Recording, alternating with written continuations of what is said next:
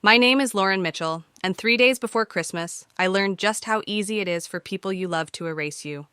It was one of those bitter North Carolina evenings where the air feels like glass, and the city streets shimmer under strings of holiday lights. I'd just stepped into my small downtown apartment, the kind of place you rent when you think you'll only stay a year, but somehow it becomes home. My hospital clogs squeaked against the wood floor before I kicked them off. The weight of my winter coat slid off my shoulders, and for a moment I just stood there, breathing in the warmth, letting a tired but genuine smile find its way to my face. In the corner sat my suitcase already packed.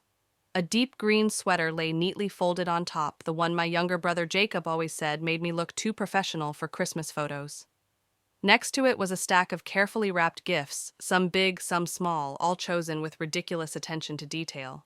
I'd even baked our family's beloved cinnamon apple bread, a recipe I'd perfected over the years, though no one ever remembered I was the one who made it. I had tried year after year to be the kind of daughter and sister they couldn't ignore. I thought maybe this Christmas would be different. That hope lasted until my phone lit up with Jacob's name. "Hey, Lauren," he said, voice light but strangely rehearsed. "Listen, Emily's coming to Christmas this year. She's really sensitive to, energy and stuff. And with your hospital work and all it can feel heavy, for her sake, maybe it's better if you sit this one out."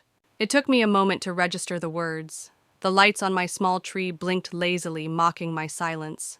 Sit this one out. Like Christmas was a game and I'd been benched. I swallowed hard and forced a steady voice. "Okay," I said. It tasted like ash.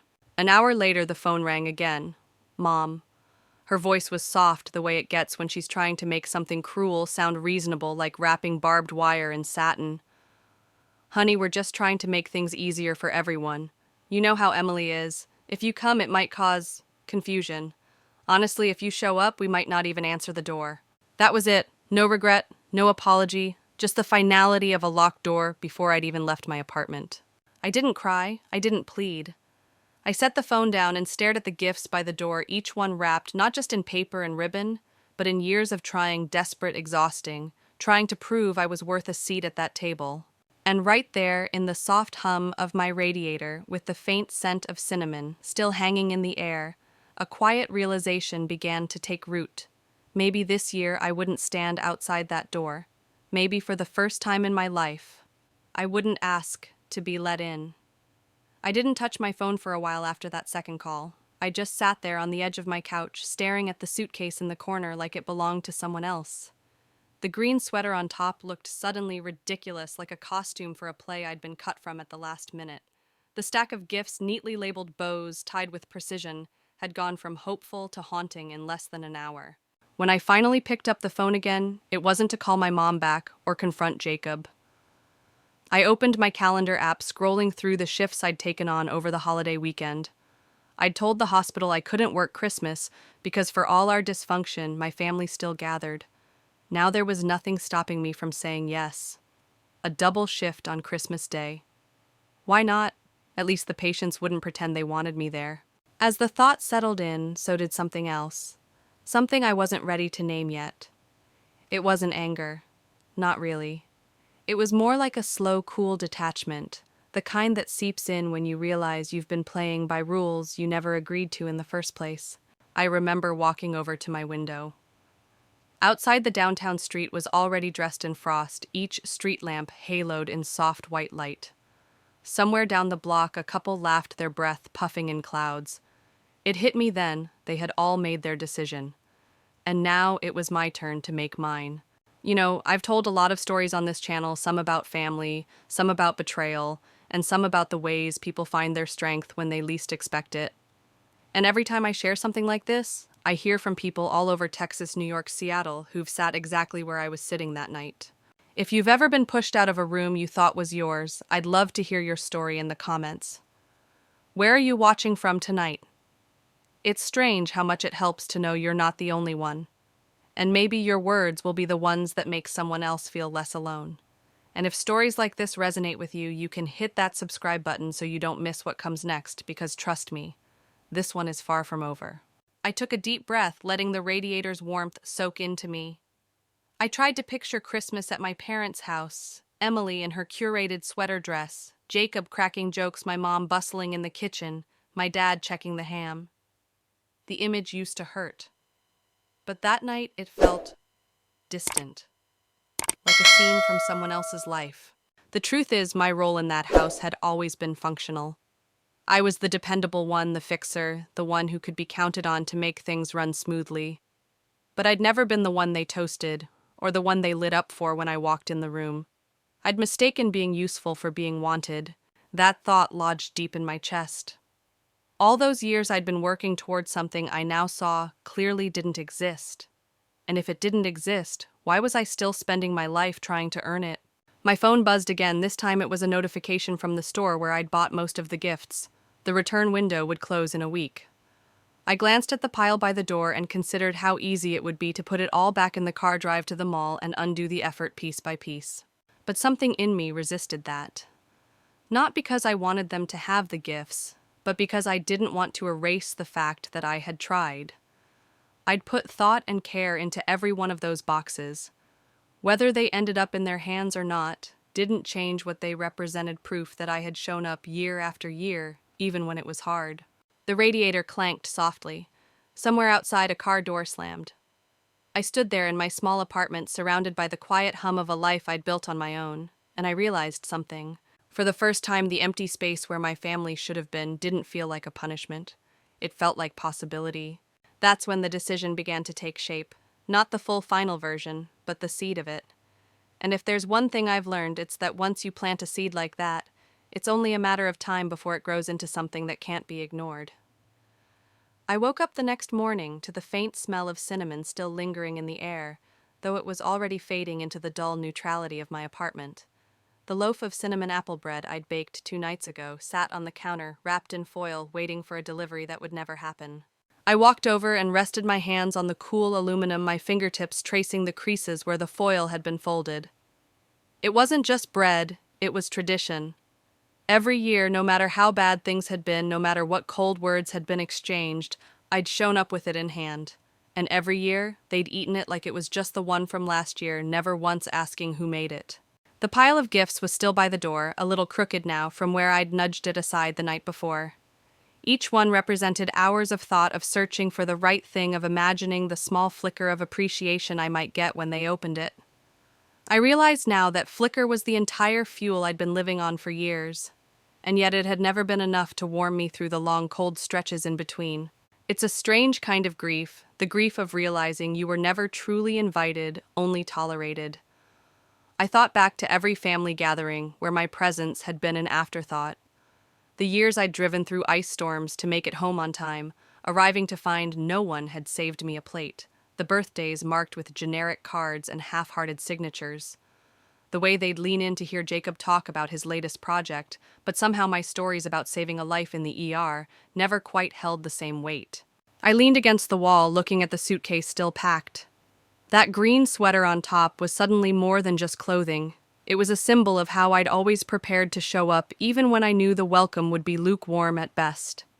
I thought about how absurd it was that I'd built my holidays around people who could so easily decide I wasn't part of theirs. I didn't cry. That surprised me. For years, I'd imagined this kind of rejection would break me wide open, but instead it was like someone had finally handed me the truth I'd been circling my whole life. And truth once named has a way of taking up space that grief can't touch. I sat on the floor by the gifts and tried to picture Christmas morning at my parents' house.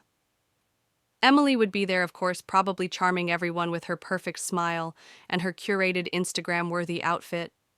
Jacob would be the golden son, receiving praise just for existing in the room. My mom would beam at him, my dad would nod approvingly, and I'd be absent. Maybe they'd mention me in passing, maybe not. But either way, I wouldn't be missed, not in the way that mattered. That's when I realized something so simple it was almost laughable. I'd been trying to earn a spot at a table that had never been set for me in the first place. The bread, the gifts, the sweater, these weren't my ticket in. They were proof of how much I'd given without ever being asked what I needed in return. And for the first time, I began to wonder what it might look like to stop giving to people who had built an entire history on not giving back. I took the bread off the counter and set it next to the gifts. Maybe I'd drop them at a shelter or give them to a neighbor. The thought didn't hurt the way I expected it to. Instead, it felt clean. Like I was reclaiming the effort I'd poured into people who couldn't see it. I ran my hand over the suitcase, but I didn't unpack it. Not yet. I wasn't ready to close the door on the idea of leaving, maybe not to go to them, but to go somewhere that wanted me. Somewhere I didn't have to shrink myself to fit. I caught my reflection in the window, tired eyes, hair still mussed from sleep, but there was something else there too, a steadiness. The beginnings of a person who wasn't defined by whether or not her family thought she belonged. And in that quiet with the morning light spilling across the floor, I made a silent promise to myself. This year, I would not knock on a door that had been closed to me. Not for Christmas, not for anything. When I was a kid, I didn't have the words for it. All I knew was that in our house, certain people's mistakes were charming quirks, and other people's successes were barely worth mentioning. Jacob was born when I was 8, and from that moment on, it was as if the family's center of gravity shifted entirely in his direction. At the time, I thought that was just how little brothers were. They needed more attention, more praise, more of everything. But it didn't take long to realize the imbalance was permanent. I remember one summer afternoon when Jacob was 4. He took a black permanent marker and went to town on the living room wall. Giant loop stick figures swirls his own version of abstract art. My mom came in, took one look and laughed. Oh, look at our little artist. My dad grabbed the camera and snapped a picture. That picture sat on the fridge for months. 2 days later, I dropped a ceramic bowl while setting the dinner table. It shattered on the tile and the sound was still ringing in my ears when my dad said, "Lauren, you need to be more careful. You're too distracted." Mom sighed like she was tired of the conversation before it even started. No camera came out for that moment. It was the same pattern everywhere.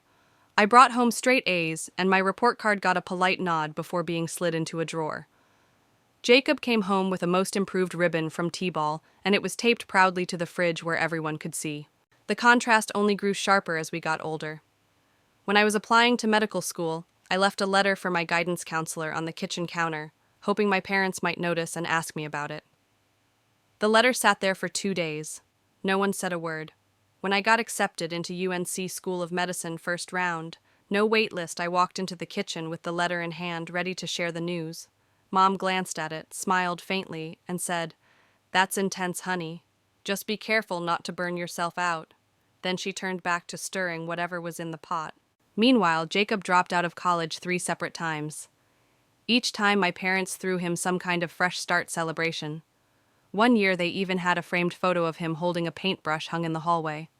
That picture is still there as far as I know, and I can't forget the smaller, quieter betrayals.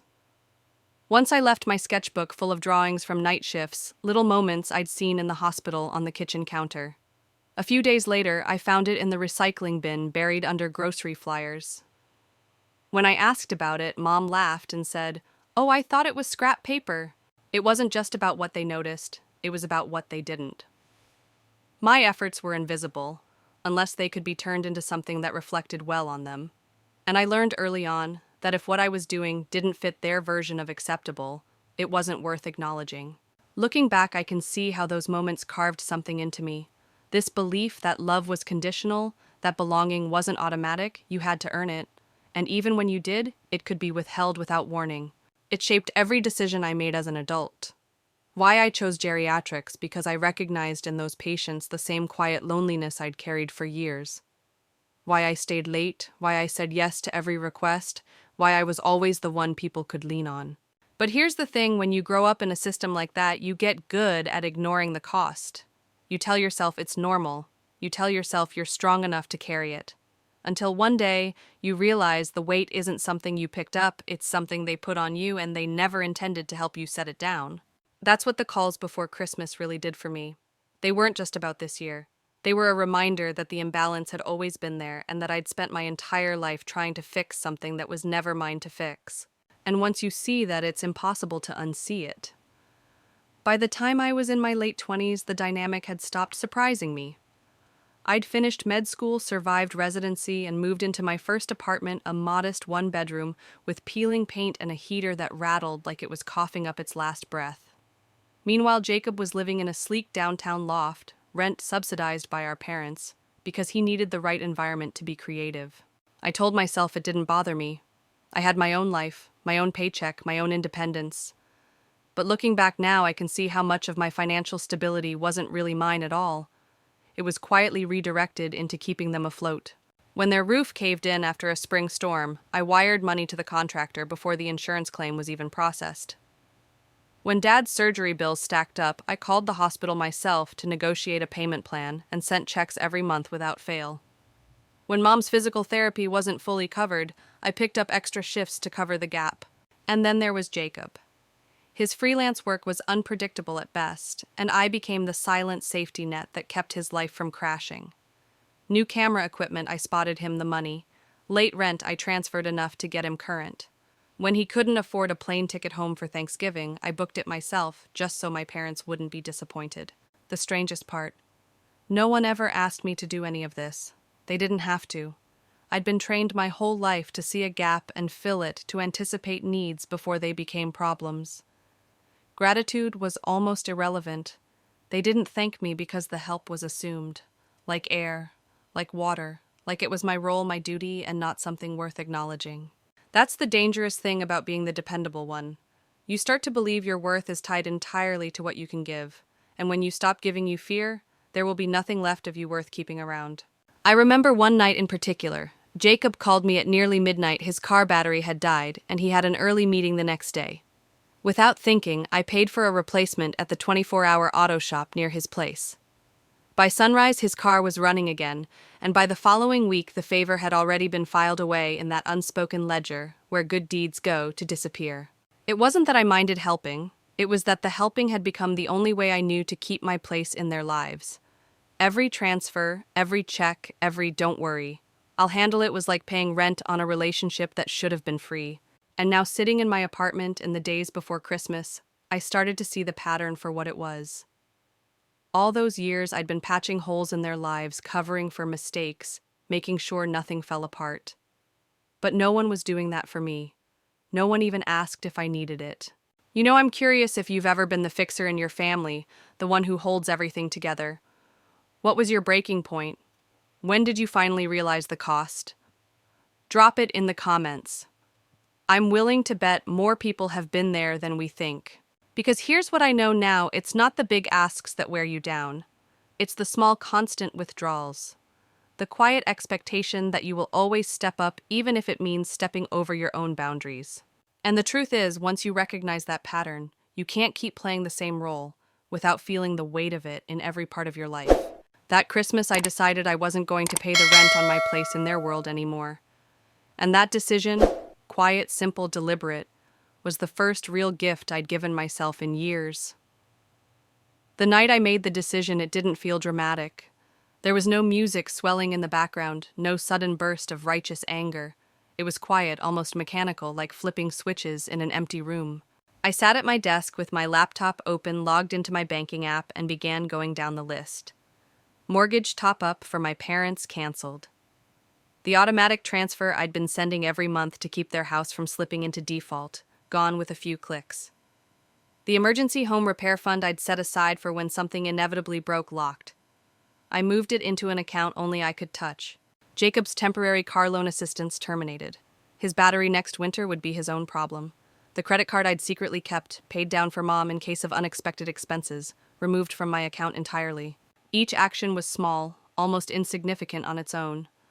But together they felt like drawing a boundary in ink after years of writing in pencil. I grabbed a notebook from the shelf, the same one where I'd scribbled patient notes, grocery lists, and half-formed thoughts, and started making a different kind of list. Every unacknowledged favor, every late-night rescue, every loan that was never meant to be repaid, plane tickets, hospital bills, last-minute event costs they'd forgotten about, rent money that somehow disappeared into the ether. At first, the list was neat, almost clinical. But as I kept writing, my handwriting loosened, the lines slanting as if my pen was trying to keep up with years of pent-up truth. By the time I stopped, the ink had blurred in a few spots, not from tears, but from the weight of recognition. This wasn't a record of generosity. It was a record of how much of myself I'd handed over, without ever being asked if I could afford it, not financially, but emotionally. I leaned back in my chair and stared at the list. For the first time, I didn't feel guilt about stopping. I didn't feel fear about what would happen when they noticed. In fact, a strange lightness was beginning to take root in my chest, the way I imagine a bird must feel when a cage door is left open by accident. It occurred to me then that they wouldn't notice right away. That was the thing about being the invisible scaffolding. The structure doesn't get credit while it's holding everything up.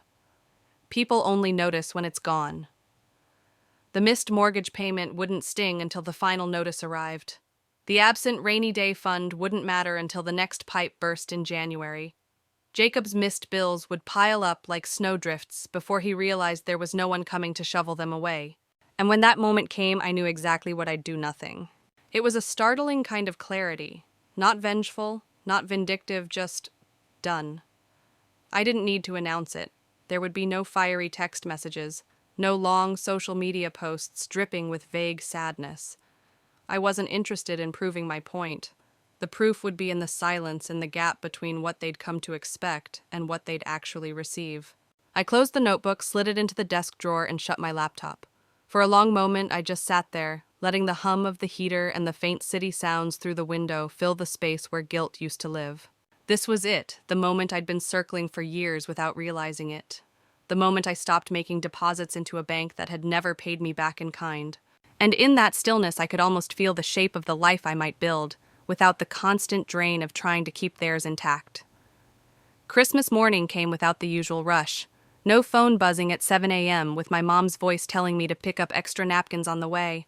No last-minute call from Jacob asking if I could grab wine because he forgot. No, "Can you come early to help set the table?" Just silence. I woke naturally, not to an alarm, but to the pale winter light slipping through the blinds. For a moment I lay still, cocooned in my blanket, letting the quiet stretch out around me. It was strange, peaceful even. I couldn't remember the last time Christmas morning hadn't been a mad dash, my own needs shoved to the side so I could meet everyone else's. The gifts were still in the corner, untouched, their bows catching the light. The cinnamon apple bread was wrapped tightly in foil, still on the counter. In years past, I would have been slipping on my coat by now, balancing it in one hand, while the other carried a bag of gifts. I would have been racing against the clock, my heartbeat sinking with the pressure to be on time, to be perfect, to be useful. But not this year. I made myself a cup of coffee extra strong and sat by the window. Outside, the streets were quiet. A few cars drove slowly over the slush, leaving thin black tracks behind them. Somewhere down the block, a family bundled in coats shuffled toward a waiting SUV, arms full of packages. The cold pressed against the glass, but inside it was warm. I realized I wasn't lonely. I'd assumed that if I ever skipped Christmas with my family, the emptiness would be unbearable. Instead, there was this clarity, like the noise had finally stopped. It hit me then, so much of what I'd called tradition wasn't about connection, it was about obligation. It was about proving over and over that I deserved to be there. This year, for the first time, I wasn't performing.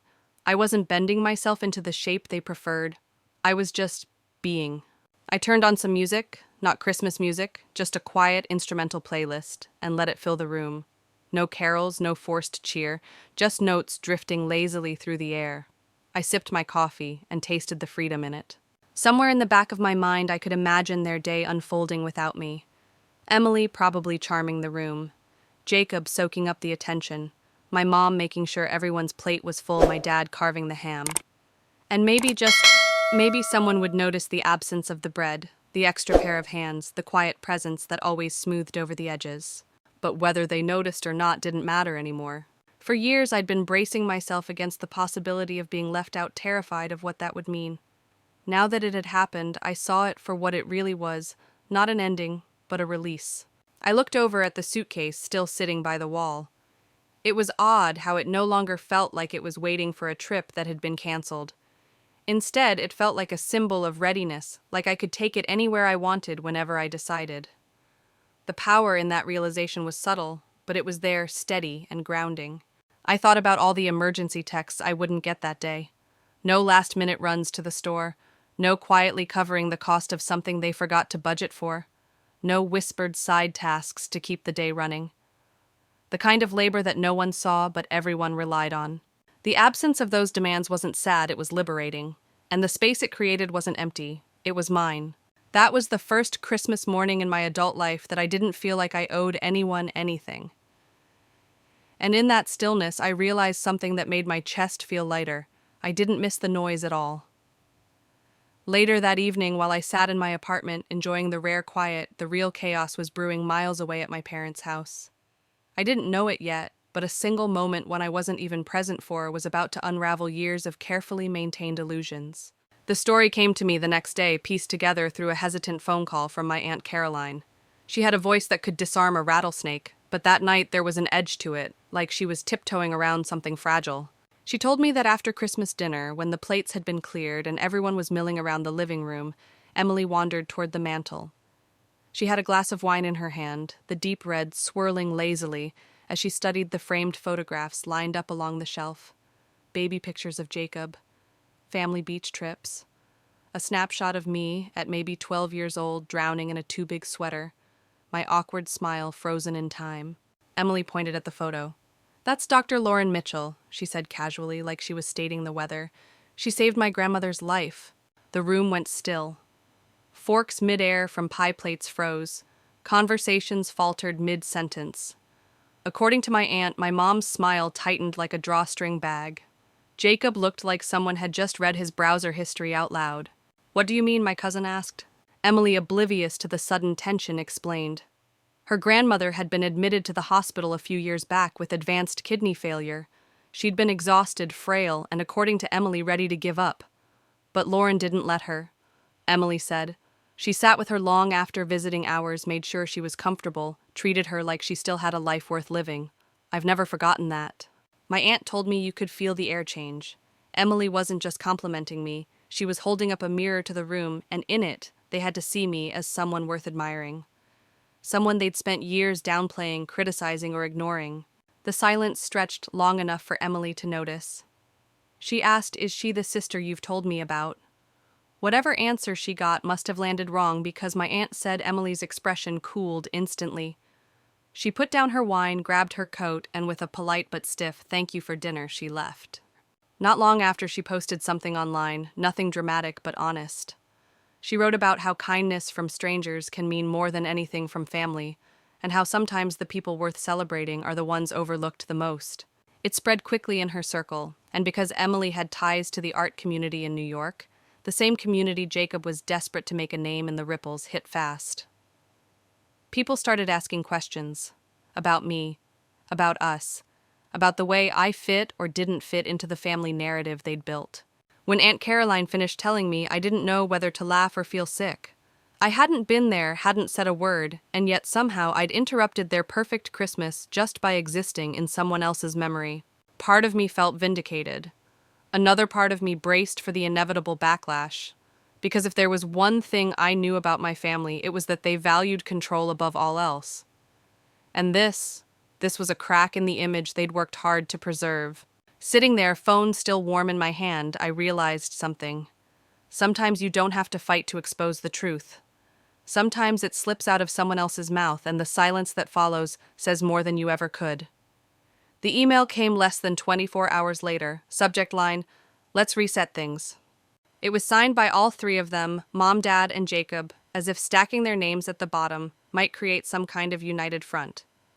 I opened it with the same clinical detachment I use for patient charts I know will contain bad news. The first paragraph was all soft padding, "We value family." The holidays can stir up emotions. We all say things we don't mean. It was the kind of language you can tell has been workshopped, polished, until every sharp edge is dulled. By the second paragraph, the tone shifted. They mentioned the misunderstandings with Emily, the unfortunate timing of her post, and how it had created challenges for Jacob's career. By the third paragraph, the real purpose was naked on the page. They wanted me to reach out to Emily. Not to make amends for how they'd treated me. Not to clear the air between us as a family. No, this was about damage control. About preserving Jacob's reputation in the art circles Emily was connected to. It wasn't about me. It had never been about me. I read the email twice, then let it sit in my inbox for hours, while I made tea, answered patient messages, and listened to the snow tapping against my window. I could almost hear their voices in my head. "It's just one call. We're asking for the good of the family. Don't make this about you." Except it was about me, just not in the way they thought. This was the moment I'd been unconsciously bracing for my whole life, the point where I'd have to decide if I was going to keep playing my assigned role or finally put it down. I didn't respond. And here's the thing. What happened next wasn't what I expected at all. I thought silence would be the end of it, but I was wrong. Ignoring that email didn't close the book, it cracked it wide open. Because less than 48 hours later, the phone calls started. Not from my family, but from someone I barely knew, a hospital administrator I'd met once at a charity gala. He sounded uncomfortable, almost apologetic when he told me my father had contacted him. He expressed concern about your emotional well-being, the administrator said carefully. Suggested you might be struggling. He implied maybe you needed some time away from work. For a second, I just stared at the wall, the words hanging there like frost in the air. My father, the man who'd spent my entire life telling me I was too serious, too intense, was now weaponizing that image, trying to undermine me professionally. Not because he believed it, but because he thought it would scare me into compliance. The administrator saw through it, thankfully, but the damage was already done in a way my father couldn't have anticipated, because it told me everything I needed to know about how far they'd go to keep me in my place. And here's where I'm going to pause this part of the story, because the next move they made, I still can't decide if it was desperate or calculated. Maybe both. What I do know is that it made the line between us impossible to ignore. So if you've ever had someone in your life go to extremes to pull you back into a role you've outgrown, you'll understand why what happened next sealed my decision forever. After the hospital administrator's call, I thought maybe they'd take a step back. Maybe they'd realize they'd crossed a line and let the dust settle. But that's not how my family operates. When the direct approach fails, they pivot to something quieter, slipperier, something they can deny with a smile. That's when the whispers began. It started with a group text to the extended family. Not the big holiday group thread, this was a curated list, just the right people. The message was written in that same soft language I'd seen in their email. Lauren's been going through a difficult time. She's feeling overwhelmed lately. We're just concerned about her well-being. There was no mention of me being uninvited from Christmas. No mention of the years of financial and emotional scaffolding I'd provided without acknowledgement. Just the kind of half-truths that sound reasonable until you notice what's missing. And here's the thing about half-truths, they spread faster than the whole truth because they're easier to digest. They leave room for people to fill in the blanks with their own assumptions, and assumptions rarely land in your favor. Within days, I was getting texts from cousins I hadn't heard from in years. One offered me a voucher for a yoga retreat just in case you're feeling stressed. Another suggested a quiet weekend getaway to clear your head. One even sent me a link to an article about burnout, as if that was the missing piece of my puzzle. Every message was coded in concern, but I could feel the undertone, the subtle repositioning of me as unstable, fragile, not quite fit to be trusted with my own decisions. It was a strategic move, and I knew it. If they couldn't pull me back in willingly, they'd weaken my credibility, so that if I ever spoke up, my words could be dismissed. It worked in small ways. People started asking me questions with tilted heads and pity in their eyes. How are you holding up? Is work too much right now? It didn't matter that I was fine, that I was in fact more stable than I'd been in years. The seed had been planted. I wish I could say I was surprised, but I wasn't. My family has always been careful about appearances. In their version of the story, Jacob is the brilliant, charming younger brother chasing his dreams, while I'm the serious, dependable sister, valuable only when I'm quietly keeping everything together. If I stepped out of that role, it wasn't just inconvenient. It threatened the whole narrative. The part that stung wasn't the lies, it was the realization that they'd rather protect that narrative than have a real relationship with me. One night, I sat at my kitchen table with a mug of tea, staring at my phone as another concerned message lit up the screen. I didn't answer. I didn't correct the record. I didn't try to explain. Because the truth is, explanations don't work on people who are invested in misunderstanding you. Instead, I made a decision that felt like drawing a line in permanent ink. I would not spend another ounce of energy defending myself to people who had already decided what they wanted to believe.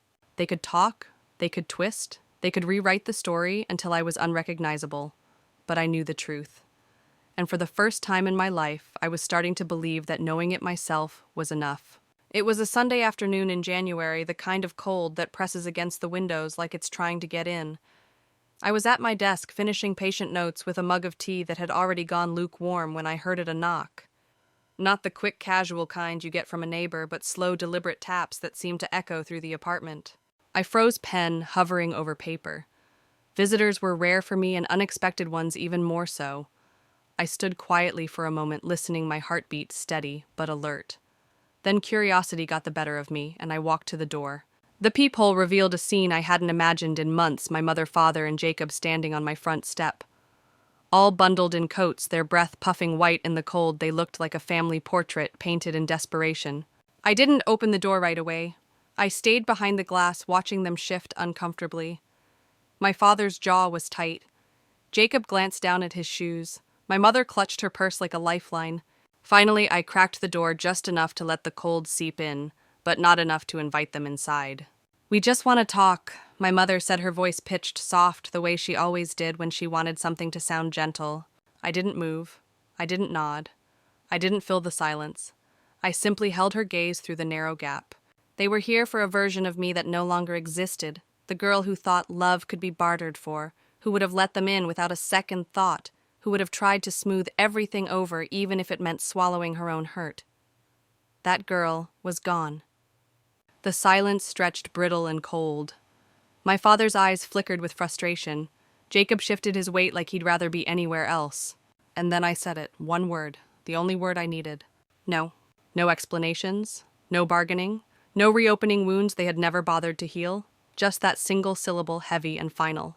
My mother's face crumpled, confusion, offense, maybe even a hint of fear flashing across her features. My father's lips pressed into a thin line. Jacob looked away. I closed the door quietly, not slamming it, not making a scene, just closing it, locking it. Through the wood, I heard their muffled voices rising first, pleading, then frustrated, but I didn't listen. I walked back to my desk, wrapped my hands around my now cold tea, and let the silence settle over me like a blanket. It wasn't anger that kept me from opening the door again, it was clarity. For years I'd been opening doors for people who never knocked for me. For once I had chosen myself over the performance of family. From my desk I could see the framed letter from Emily, black ink on cream paper corners, slightly smudged where she'd pressed too hard with the pen. It was proof that even if my own family refused to see my worth, someone else had. Someone who had no obligation to me beyond gratitude and respect. I took a deep breath and sipped the bitter tea. Outside, their voices faded.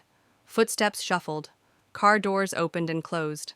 The engine started and the sound grew faint until there was nothing left but the hum of my heater. I didn't go to the window to watch them leave. I didn't need to. I already knew that for the first time in my life I'd stood my ground without apology. And it felt like peace. The quiet after they left felt different from the quiet before they came. Before it had been the comfortable stillness I'd learned to love, space to breathe, without the weight of expectation pressing on my chest. Now it was layered with something richer, like I'd just slammed shut the final chapter of a book I'd been trying to rewrite for decades. I sat there for a long moment, staring at the letter propped up on my desk. Emily's handwriting looped across thick cream-colored paper, steady but warm. I'd read it so many times I could practically recite it, but every time my eyes landed on those words, "You made her feel like she mattered," it hit me like a spark in the dark. That letter was more than a thank you. It was proof that my worth didn't depend on my family's approval. Proof that even when the people who should see you first choose to look away, someone else will notice. Someone honest. Someone who has nothing to gain from flattering you. I traced my fingers along the frame's wooden edge, feeling each tiny ridge where the stain had settled darker. It was solid, real, something I could hold on to on the days when the old doubts tried to creep back in. The truth is, I'd been bending myself into smaller and smaller shapes for so long that I'd forgotten what it felt like to take up space. Every compromise, every swallowed truth, every smile that hid exhaustion, it had all been in service of fitting into a story they'd written for me. But here was a piece of paper written by someone who had no script telling me I'd made a difference just by being who I was. For a flicker of a moment, I thought about picking up my phone. Not to call them, but to call someone else. To tell a friend about what had happened, maybe even to read the letter out loud. But I stopped myself. This moment was mine. It didn't need to be translated or packaged for anyone else to understand. I looked around my apartment at the unlit Christmas tree in the corner, the untouched gifts stacked neatly like museum pieces, the suitcase still against the wall. Everything was exactly as it had been before they knocked, and yet everything had shifted. The woman who had answered the door earlier that day might have been tempted to let them in to hear them out, to find some scrap of apology to cling to. The woman sitting here now, she knew better. She knew that opening that door wouldn't have been forgiveness, it would have been surrender. And surrender is exactly what they'd been counting on. I set the letter down gently, letting it rest in the light spilling through the blinds.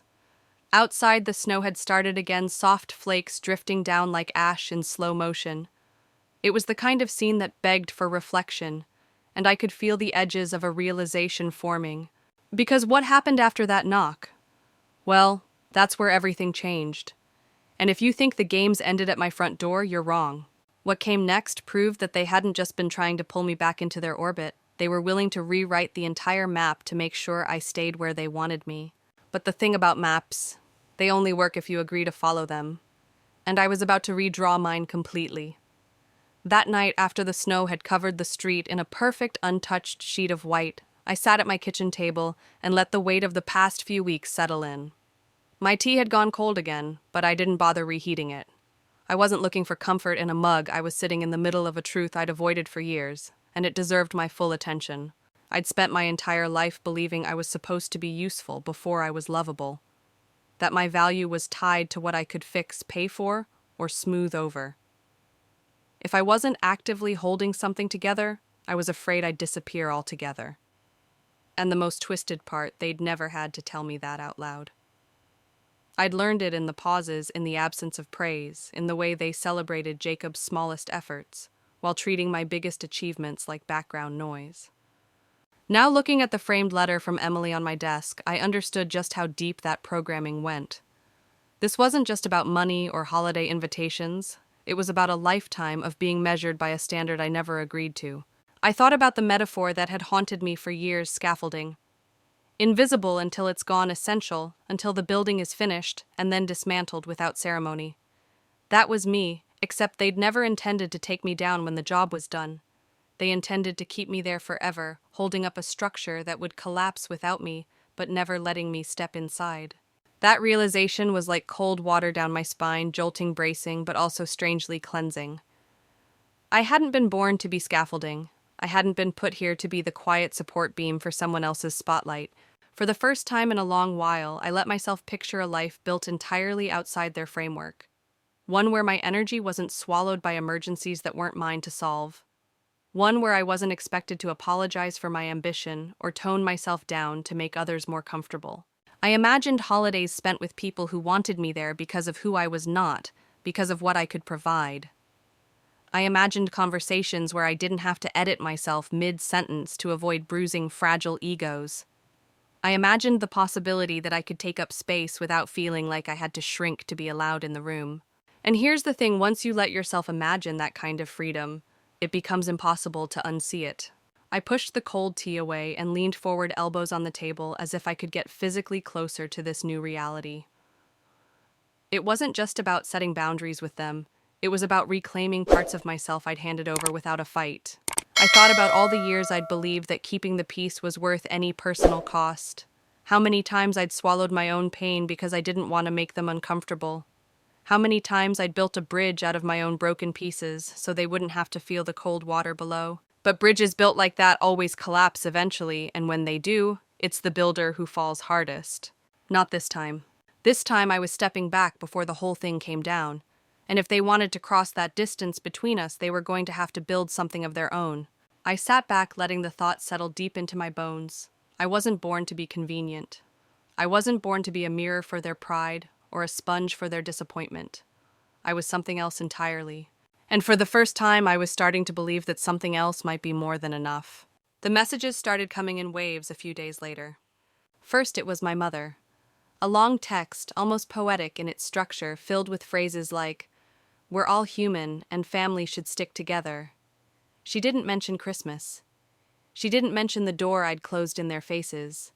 But she did mention Jacob, how he was struggling professionally, how the incident with Emily had cast a shadow over his upcoming gallery debut. Then came my father's email. Short-clipped sentences. No warmth, no nostalgia, just a blunt acknowledgement that Jacob's reputation had taken a hit. He said they hoped I could see past recent misunderstandings and step in to repair what's been damaged. Repair. That word sat in my mind like a splinter. It was the same one they'd used my whole life when they wanted me to clean up something they didn't want to admit was broken. Finally, Jacob himself called. The voicemail was a mix of guilt and performance, his voice cracking at just the right moments, a sigh before he said, "I know things have been weird, but I need your help." He didn't specify what that help was, but I knew. They all wanted the same thing, for me to reach out to Emily and smooth it all over. None of them said the words "I'm sorry," not once. And that's when I realized something important: they didn't actually believe they'd done anything wrong. In their minds, the real problem wasn't how they'd treated me. It was that I'd stopped playing my part. They weren't trying to fix a relationship. They were trying to restore a system that worked for them. I didn't respond. Not to the text, not to the email, not to the voicemail. It wasn't an act of cruelty, it was self-preservation. Because I knew that if I cracked the door even an inch, they'd wedge themselves inside with promises they wouldn't keep, and I'd be right back where I started. There's a kind of power in silence that I'd never understood before. It's not passive. It's not avoidance. It's choosing not to pour yourself into a void that's been draining you dry. The truth is, I didn't wish them harm. I didn't want Jacob's career to fall apart. But I also knew that if his success depended on me sacrificing myself yet again, then maybe it wasn't the kind of success worth saving. Some bridges aren't worth rebuilding. Not because you hate what's on the other side, but because you finally see the toll it takes just to keep walking back and forth. One evening I was sitting in my apartment, the city lights winking outside my window, when my phone buzzed again. This time it was a message from an unknown number. "If you don't do this, you'll regret it. Family is forever." No name, no context, but I didn't need either. I set the phone down without replying. I looked at Emily's letter on my desk and then at my reflection in the dark glass of the window. For once I didn't see the scaffolding or the bridge or the fixer. I saw someone standing firmly on her own side of the river, and the water between us, it was calmer than I'd ever seen it. By the time February rolled in, the messages had slowed to a trickle. No more carefully worded emails, no more voicemails heavy with performance. Just the occasional ping from an unknown number that I ignored without even opening. I'd expected to feel some kind of grief over the silence, but instead it felt like space. Space I could fill with anything I wanted: late-night phone calls with friends, long walks in the snow books I'd been meaning to read for years. I'd traded constant noise for deliberate quiet, and I was starting to see just how much life fit into that space when it wasn't being eaten up by other people's emergencies. One night, I found myself standing in the middle of my apartment, just looking around. Everything was exactly where I wanted it. The framed letter from Emily on my desk.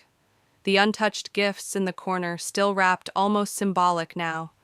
My suitcase still there, but no longer feeling like an unfinished errand. I thought about how far I'd come since that first moment in December, when my phone lit up with a message that made the ground shift beneath me. Back then, I would have told you the worst thing that could happen was losing my place in the family. Now I knew the truth. The real loss would have been losing myself by staying. And that's the thing, sometimes the bravest thing you can do isn't walking away from the people who hurt you. It's refusing to walk back when they finally notice you're gone. I wish I could say there was a big confrontation, a dramatic moment where I laid everything out and they finally understood. But life isn't a movie, and some stories don't end with an apology or reconciliation. Some just stop. And you decide whether you're going to keep standing in the ashes or step into something new. That's where I am now, building something new. And if you've ever been in a position where you had to choose between keeping the peace and keeping yourself, I want you to hear me when I say this: choose yourself. Not because it's easy, it won't be, but because you are the only person who has to live with the full cost of that choice. As for my family, they're still out there spinning their version of events, casting me in whatever role makes sense to them.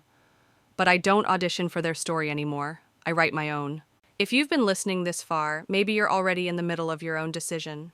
Maybe you're teetering on the edge of setting a boundary you've been afraid to draw.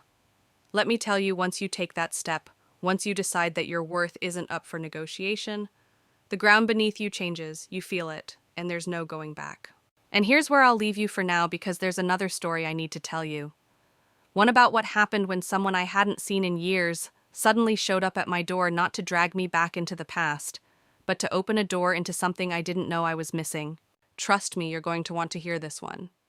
There's a certain kind of quiet that feels like peace, and I didn't recognize it at first. For so long, the quiet in my life had been the tense kind, the pause between arguments, the silence after someone walked out of the room. But now, sitting in my apartment with the snow falling steady outside, I understood the difference. This quiet wasn't waiting for the next explosion. It wasn't holding its breath. It was simply mine. I thought about the girl I used to be, the one who answered every call, rearranged her life to fit everyone else's needs, and believed that love was something you earned by giving more than you had. I wanted to tell her she could stop, that she didn't have to prove herself to people who'd already decided what she was worth. In the weeks since I'd closed that door, I'd learned that peace isn't the absence of conflict. It's the absence of control over you.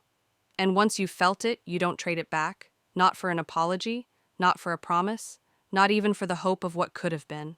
Emily's letter still sits on my desk, and I know it always will. Not because I need the validation, but because it's a reminder someone saw me.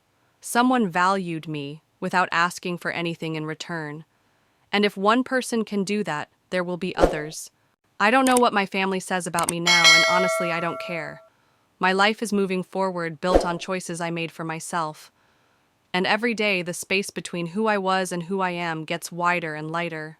Some endings aren't loud. Some are just a door quietly closing behind you and the sound of your own footsteps heading somewhere new.